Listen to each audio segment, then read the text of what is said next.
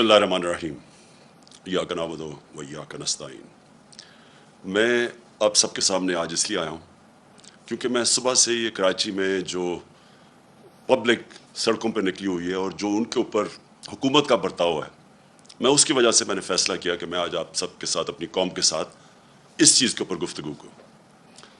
लेकिन सबसे पहले एक हुकूमत आती है वाज़े एक इंटरनेशनल कॉन्स्पिरेसी के ज़रिए, और वो आके इस मुल्क के ऊपर जो हुकूमत बनती है 60% लोग ज़मानत पे, बड़े बड़े इस मुल्क के वो लोग जो 30 साल से करप्शन कर रहे थे वो ऊपर आके मुसल्लत हो जाते हैं। और वो मुसल्लत कैसे होते हैं कि लोगों के ज़मीर ख़रीदे जाते हैं, भेड़ बकरियों की तरह सियासतदानों को ख़रीदा जाता है, वो वहाँ ऊपर कायम हो जाते हैं। और उसके बाद बजाय ये कि लोगों के हालात बेहतर करें, या जो उन्होंने कहा कि महंगाई बहुत ज़्यादा है तो इन्होंने महंगाई के ऊपर कोई प्लान लेके आना था, और या इन्होंने माइशत ठीक करनी थी क्योंकि ये बड़े तजर्बाकार समझे जाते थे, क्योंकि दो ख़ानदान 30 साल से इस मुल्क के ऊपर हुकूमत कर रहे हैं। तो बजाय वो करने के जो इन्होंने हमारे सारा वक्त 3.5 साल तनकीद करते रहे कि जी बहुत महंगाई है, लोग पिस गए, इनको समझ नहीं है, माइशत को नहीं संभाल सकते, तो बजाय वो करने के सिर्फ और सिर्फ इन्होंने एक काम किया अब तक, और वो काम ये किया कि 1100 अरब रुपए के अपने ऊपर जो करप्शन केसेस थे अपने आप को NRO दे के वो माफ़ करवा लिए। और उसके अलावा इन्होंने इदारे तबाह किए हैं ताकि इनकी करप्शन बच जाए। FIA को तबाह, नैब तबाह, सारे जो सिविल सर्विस पुलिस का इस्तेमाल लोगों को दबाने के लिए।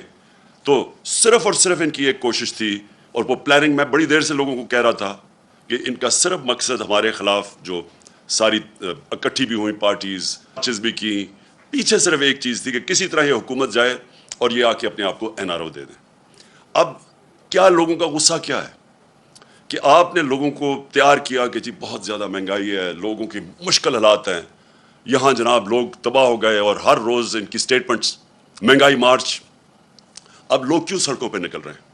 सबसे पहले कि लोग ये पूछना चाहते हैं कि कौन सी क़यामत आ गई जब से हमारी हुकूमत गई, और जब से ये 2 महीने, सवा 2 महीने में जब से ये आए हैं, क्या हुआ चेंज कि कीमतें भी आसमानों पे चली गई, माइशत भी नीचे, रुपया भी नीचे गिर गया, स्टॉक मार्केट भी नीचे गिर गई। अब जो इंडस्ट्रियल ग्रोथ है जिसकी वजह से रोज़गार लोगों को मिल रहा था, जो हमने 55 लाख नौकरियाँ दी थी, उसकी वजह कंस्ट्रक्शन सेक्टर था, उसको हमने उठाया। उसकी वजह थी इंडस्ट्री, लार्ज स्केल मैन्युफैक्चरिंग जिसमें ग्रोथ हुई, रिकॉर्ड ग्रोथ हुई।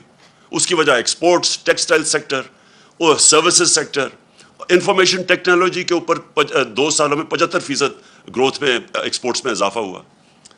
तो वो क्या चीज़ हुई कि एक मुल्क एक IMF भी कह रहा था कि सस्टेनेबल ग्रोथ पे निकला हुआ था। ज़राअत में रिकॉर्ड ग्रोथ हो रही थी, यानी फसलों के अंदर रिकॉर्ड ग्रोथ हो रही थी, क्योंकि हमने पूरा एक प्लान बनाया हुआ था।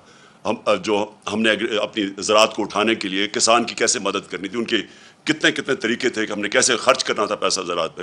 देर के बाद ज़राअत ऊपर जा रही थी। वो कौन सी क़यामत आ गई कि 2 महीने में सारा कुछ ही नीचे चला गया। आसमान पे महंगाई पहुंच गई और जो माइशत है वो नीचे आ गई। आज बेरोज़गारी बढ़ती जा रही है। तो सवाल ये है कि कौम अगर आपको ये बाहर निकल रही है आज और मुजाहरे कर रही है, तो आपको बजाय ये डंडा का इस्तेमाल करने का, और ये जो आप उनके ऊपर तशद्दुद कर रहे हैं, एक डेमोक्रेटिक हुकूमत लोगों को बताती है, अपने मसले बताती है, और लोगों के दुख और दर्द सुनती है। लोग तकलीफ में हैं। किधर गई बिजली? किधर थी हमारे दौर में 3.5 साल में? क्यों नहीं ऐसी लोड शेडिंग थी?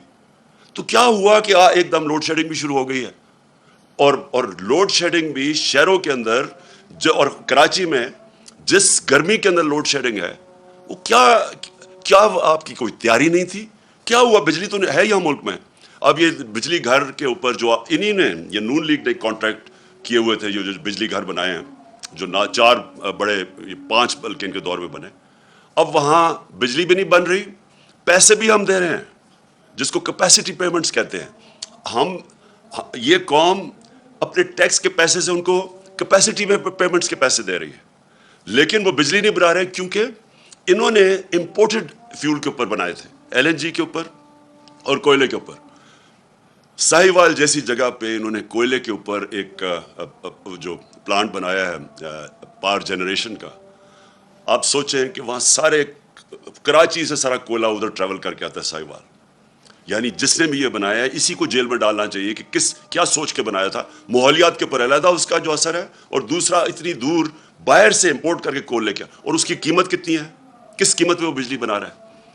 تو آج ان کے پاس نہ کوئلے کے لیے پیسے ہیں نہ LNG کے لیے پیسے ہیں.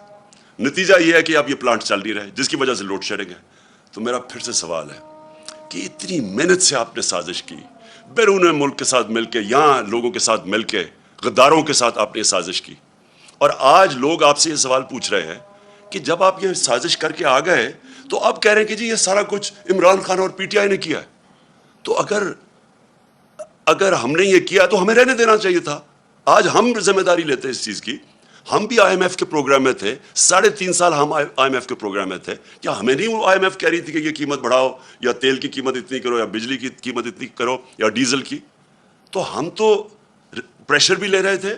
اور اس دور, یہ ذرا میں اپنی قوم کو کہہ رہا ہوں, جس وقت پریشر تھا قیمتوں کا, اور یاد رکھے IMF کا بھی پروگرام تھا, کرونا بھی ہوا جو ساری دنیا میں تباہی مچائی کرونا نے, اور اس دور میں جو انٹرنیشنل جو کموڈٹی سپر سائیکل, یعنی جو انرجی کی قیمتیں اوپر جائیں ساری دنیا میں, وہ بھی اوپر گئیں.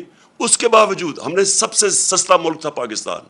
آج اگر آپ قیمتیں دیکھیں, جس قیمت پہ ہم ڈیزل بیچ رہے تھے, پیٹرول بیچ رہے تھے, بجلی حالانکہ کانٹریکٹ انہوں نے سائن کیا, پھر بھی ہم نے قیمتیں روکی ہوئی تھی. ہم نے سبسڈائز کیا ہوا تھا. ہم نے پیٹ کاٹ کے ڈیزل اور پیٹرول کو اور بجلی قیمت نہیں بڑھنے دی. IMF پریشر برداشت کیا, کیونکہ ہمیں پتا تھا کہ لوگوں کے حالات کیا ہیں. ہمیں پتا تھا کہ یہ ایک انٹرنیشنل عذاب آیا ہوا ہے. کون سی قیامت آئی کہ آج سارا کچھ آسمانوں پہ چلا گیا. جو قیمتیں انہوں نے بڑھائی ہیں 2.5 مہینوں میں, ہمارے 3.5 سال میں اتنی قیمتیں نہیں بڑھی. کوئی چیز لے لیں, آٹا لیں, گھی خاص طور پہ لیں, یہ ڈیزل اور پیٹرول, بجلی کی, ابھی تو لوگوں کو بجلی کے بل آنے ہیں. تو بجائے لوگوں کو ان کی دکھ درد سنیں اور کوشش کریں کسی طرح اپنا ذہن استعمال کریں, سوائے اپنی چوری بچانے کے لیے اور NRO لینے کے لیے, ذہن استعمال کریں کہ کیسے آپ لوگوں کا بوجھ کم کر سکتے ہیں. بجائے وہ کرنے کے آج ان کو ٹیئر گیسنگ کیا, دہشت پھیلائی جا رہی ہے, ڈرایا جا رہا ہے لوگوں کو. میری آج اپنی ساری قوم سے ایک ہی آپ سب کے لیے درخواست ہے, اپیل ہے کہ دیکھیں, ایک پرامن احتجاج ہم سب کا حق ہے. یہ ہمیں جمہوریت ایک حق دیتی ہے, ہمارا آئین حق دیتا ہے.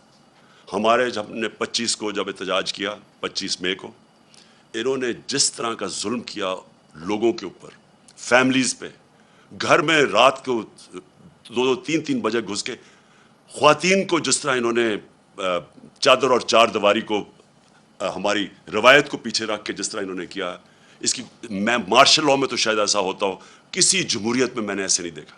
میں نے جنرل مشرف کی آمریت کے اندر, وہ بھی ملٹری ڈکٹیٹر تھے, میں نے اس میں اس طرح کا ظلم نہیں دیکھا جو انہوں نے کیا 25 کو. اور اب ہم پھر تماشا دیکھ رہے ہیں. یہ کر کیا رہے ہیں؟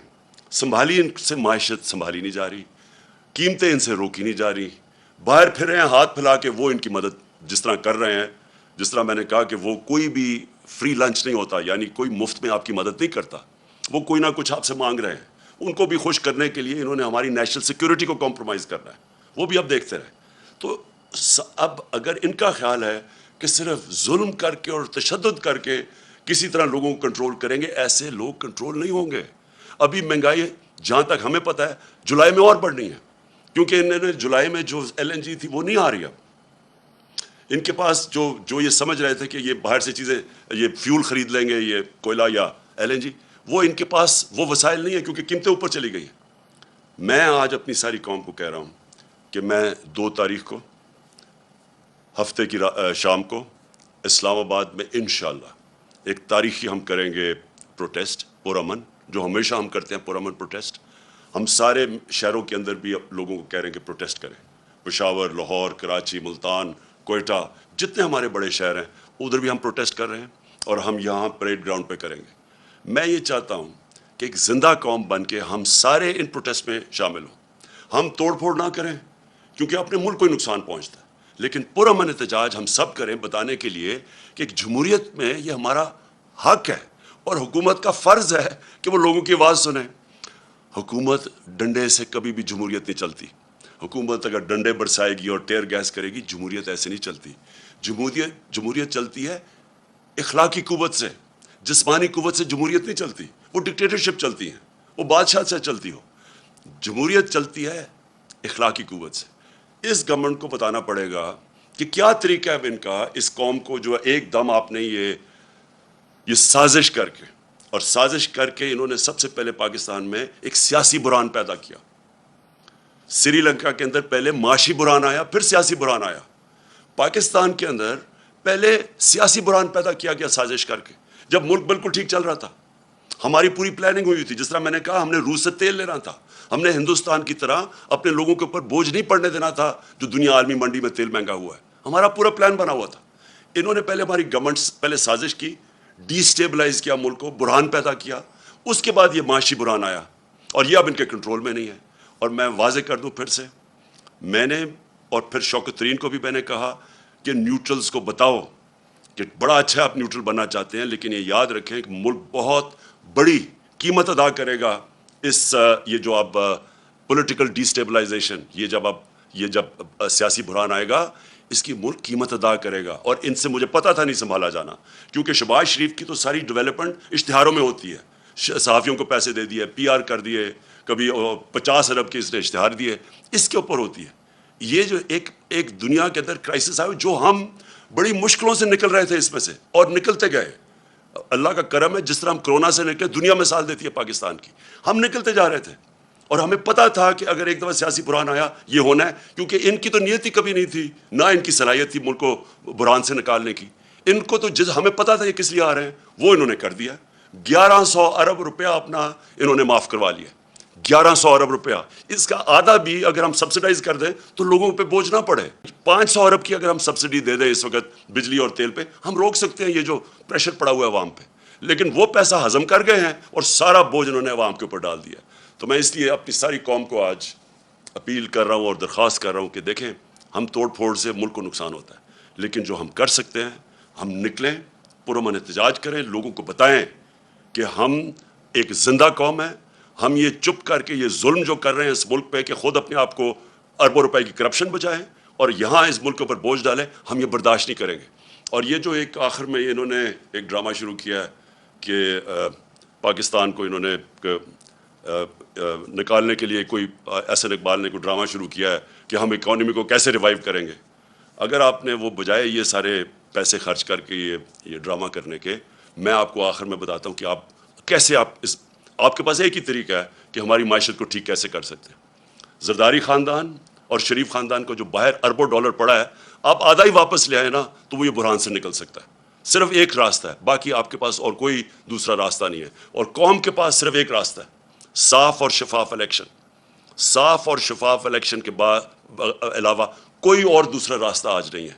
जो पंजाब के अंदर हो रहा है, 2.25 महीने से एक गैर आइनी, एक अनलॉफुल गवर्नमेंट वहाँ बैठी हुई है हमजा शरीफ की। इसकी कोई बुनियाद नहीं है, कोई आइनी इनको हक नहीं है। शुक्र है वहाँ अदालतों ने अब पहले तो इलेक्शन कमीशन को एक्सपोज कर दिया कि उन्होंने गैर आइनी तरीके से हमारे 5 रिजर्व सीट्स को मौका नहीं दे रहे थे। वो शुक्र है अदालत ने उनको एक्सपोज कर दिया, क्योंकि इलेक्शन कमीशन इतनी, मैंने अपनी ज़िंदगी में एक जानिबदार, एक बायस्ड इलेक्शन कमीशन मैंने नहीं देखी जो एक्सपोज होती जा रही है। दूसरी चीज़, अब पंजाब के अंदर लग रहा है कि अब हमजा शरीफ की हुकूमत नहीं रहेगी। और मैं आज ख़ास तौर पे आखिर में, क्योंकि 20 बाई इलेक्शंस आ रहे हैं पंजाब में, मैं अपनी पुलिस और अपनी ब्यूरोक्रेसी को मैं उनको पैगाम देना चाहता हूँ कि देखें, जो अभी तक आप हरकतें कर रहे हैं, जो आपने इनके हुक्म के ऊपर, ये शरीफ माफिया के हुक्म के ऊपर जो आपने 25 को जुल्म किया लोगों के ऊपर, और ये जो जिस तरह की इस वक्त धांधली की तैयारियां हो रही हैं पंजाब के बाई इलेक्शंस में, देखें अब कोई चीज़ छुपी नहीं रहती है। सोशल मीडिया का ज़माना है, सबकी शक्लें भी हमें पता है जिन पुलिस ऑफिसर्स ने जुल्म किया, ये सारा रिकॉर्ड के ऊपर है। अब जो ये आप हरकतें कर रहे हैं, इन्होंने तो रहना नहीं है, लेकिन आप जो तनख्वाहदार लोग हैं, आपके लिए मुश्किलात आएंगी अगर आपने गैर कानूनी और गैर कानूनी स्टेप्स हमारे ख़िलाफ़ किए। मैं ये सिर्फ आपको इसलिए कह रहा हूँ कि हर तनख्वाहदार का अपनी फैमिली को संभालने का वो सोचता है कि अपने बीवी बच्चे हैं उनके लिए। तो अगर आपने ये गैर कानूनी चीज़ की जो अभी तक आप कर रहे हैं और जो आप में से कर रहे हैं, वो सबको हमारे पास रिकॉर्ड है। और जिन पुलिस वालों को, जिस तरह मैंने कहा, वो तो अब वीडियो के ऊपर आ गया उनकी शक्लें। तो देखें, یہ ملک بڑی تیزی سے نیچے جا رہا ہے اس سازش کی وجہ سے اور ان لوگوں کی وجہ سے. اور آپ جو بھی پاکستانی ہیں آج، اگر آج آپ کو نہیں نظر آ رہا کہ 2.25 مہینے میں کدھر سے کدھر لے آئے ہیں پاکستان کو، اور اب مزید اور آگے کدھر جانے لگا ہے، آپ کو اگر آپ ابھی نہیں آپ کو پتا تو آپ کو پتہ چل جائے گا.